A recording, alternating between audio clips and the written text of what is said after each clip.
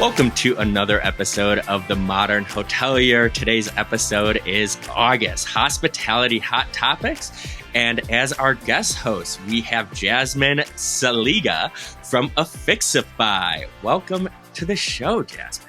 I'm thrilled to be here. I've been looking forward to this all month. Awesome. Well, we're happy to have you. So to kick things off, the first topic is group business has seen 7 consecutive quarters of growth. Its overall health shows it's at 500.5% year over year.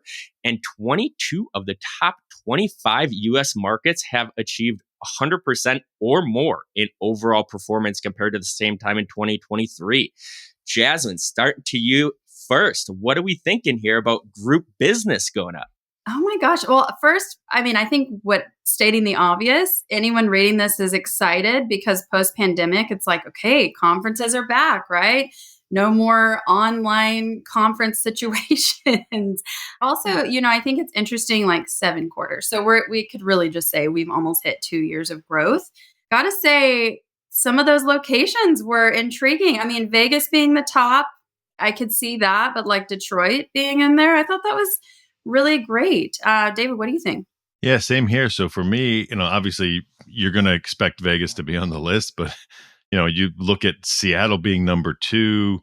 I was just in Nashville. That didn't surprise me, but cities like Houston, Philadelphia, Tampa, which, and Orlando was not on the top 10, which was surprising. So I thought it's encouraging. It looks like things are, and to your point, are moving in the right direction. And so going with that, I just got back from HDC in Nashville, and CoStar put out the looking ahead at 2025. Strong numbers. We haven't overbuilt, so there will be more construction coming in. And it looks like, the alternative accommodation methods like Airbnb are not really affecting hotels. So what do you see, Steve? What do you hear when you're talking to hotels about 2025? So one of the interesting things is more companies are requiring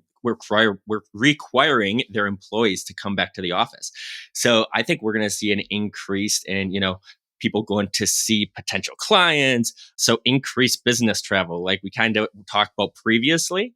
I also think we're going to see a big increase in RevPAR. David, how often do we talk about experiences on this podcast? I feel like every week pretty much. So we're going to see the experiences drive up those RevPAR.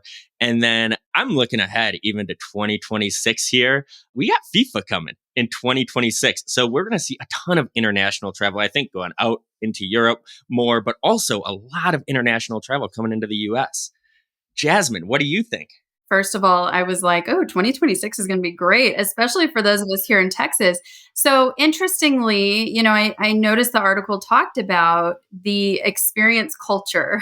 And I'm like, that's really where we're at right now. If, from a transient perspective, making sure that hotels are competing with Airbnb, there's a lot to the experience side. I also thought the article was interesting, and I agree with this, that the corporate traveler is probably not going anywhere from they're not going to stay in an Airbnb, or at least I wouldn't. I think we can see a positive outlook for next year as offices reopen, office leasing increases, as the article said, right? Like business travel is going to increase, and that can only help our industry. I don't personally see a bunch of us going to book Airbnbs when we're going to our corporate meetings. Not a chance. Not a chance. Yeah, not for me. Okay, so 10,000 hotel workers could be going on strike. This could be, incredibly impactful to those of us who travel all of the time. So, Steve, what do you think of that? What did you think of that?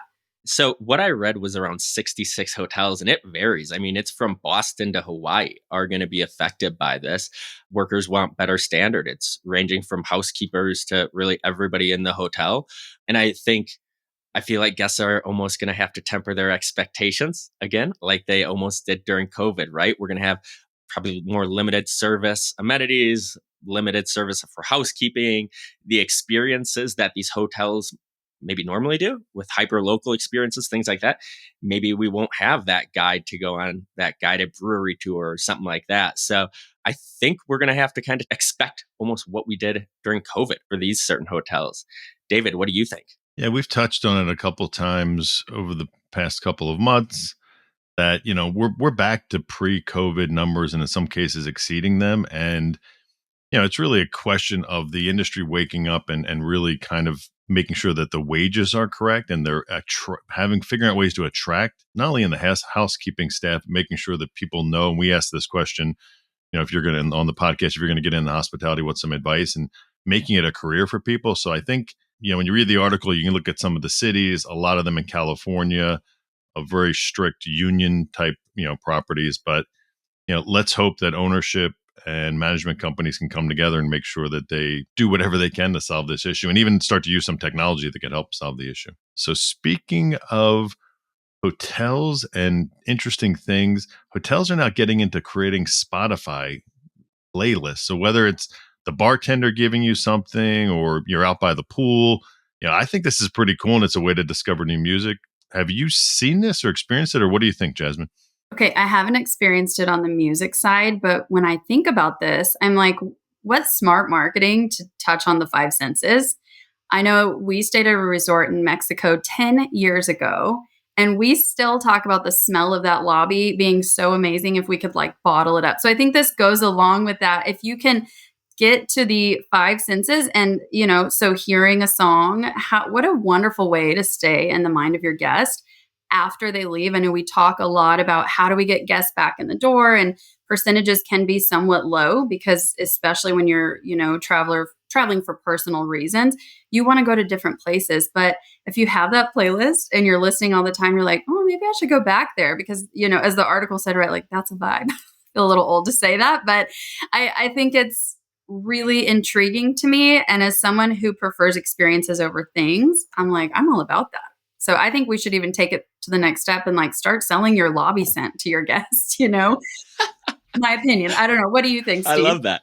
No, I love it. I love it. And when I read this, I was just like, that has definitely happened to me. Like I went to Vegas for a music festival, and whenever I hear certain songs from electronic DJs, I am brought back to that moment where I am just listening to Hardwell at MGM in Vegas. So like I love this. I think, if I go on a tropical vacation and I'm listening to that playlist, if I'm having a bad day, I'm putting that playlist back on and I am going to that tropical mindset.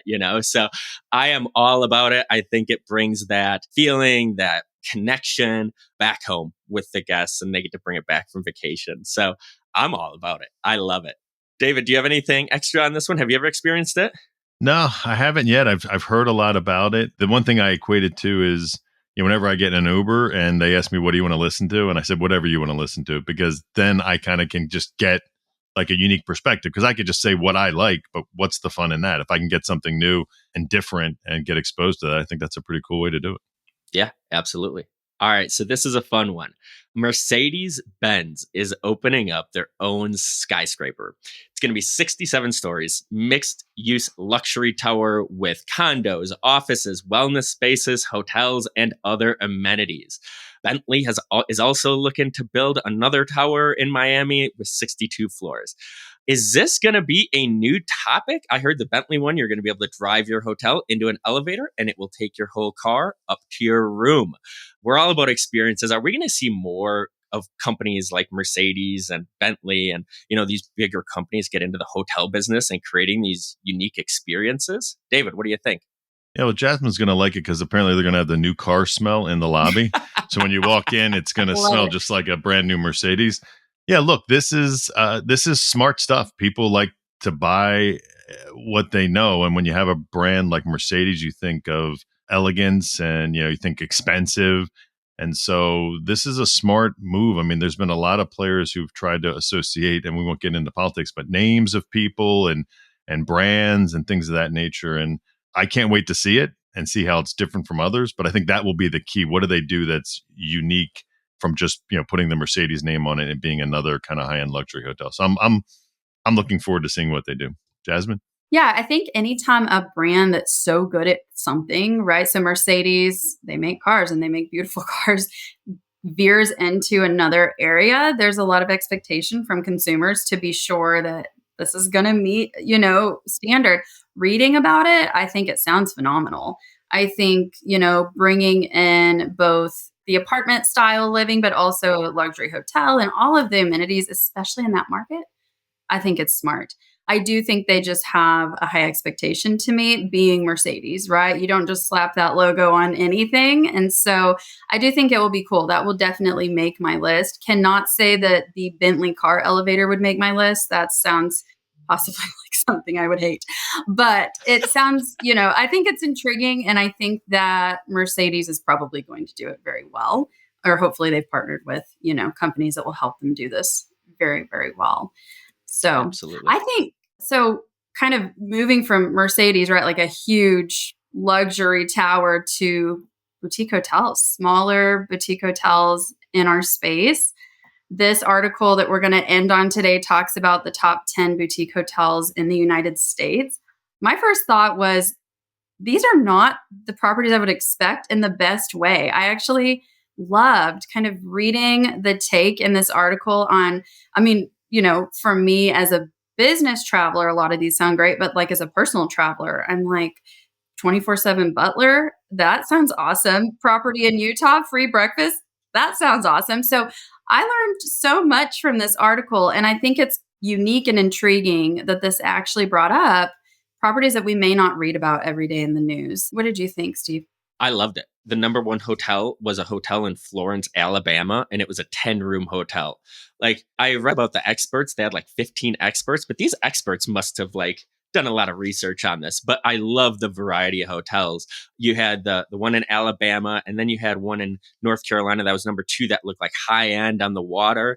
And then number 3, I got to give a shout out to Stay Pineapple. Their Chicago location was number 3. So shout out Dina Bellin. But I got to say, the number 1 that I want to stay at on this list came in at number 8, aside from Stay Pineapple, but the Compass Rose Lodge in Utah. Just looks really rustic, and it seems like my kind of place to stay. What about you, David? What'd you think of the list? Yeah, whoever built the list, I wanted that job, because that would have been a pretty cool assignment going around to these places. But I think, what was amazing, like both of you, the first thing I thought was I went back to, after I started reading it, I went back to make sure that I read the title of the article correctly, where it wasn't 10 top best hotels in in strange places or places you've never heard of or never been to.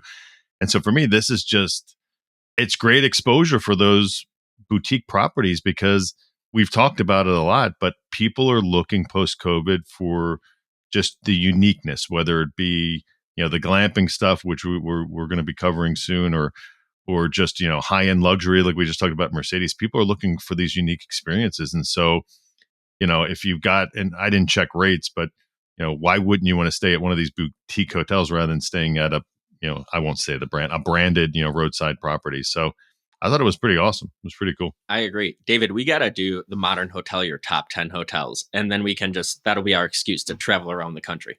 Yeah, I agree. All right, great. Well, that does it for another episode of the. I want in on that. We'll make sure we have an extra seat for you. So that does it for another episode of the Modern Hotelier, Hospitality Hot Topics. Thank you, Jasmine, for being our guest host, and we will see everybody again next month. You made it to the end of the Modern Hotelier. Thanks for listening. The Modern Hotelier is produced by Make More Media.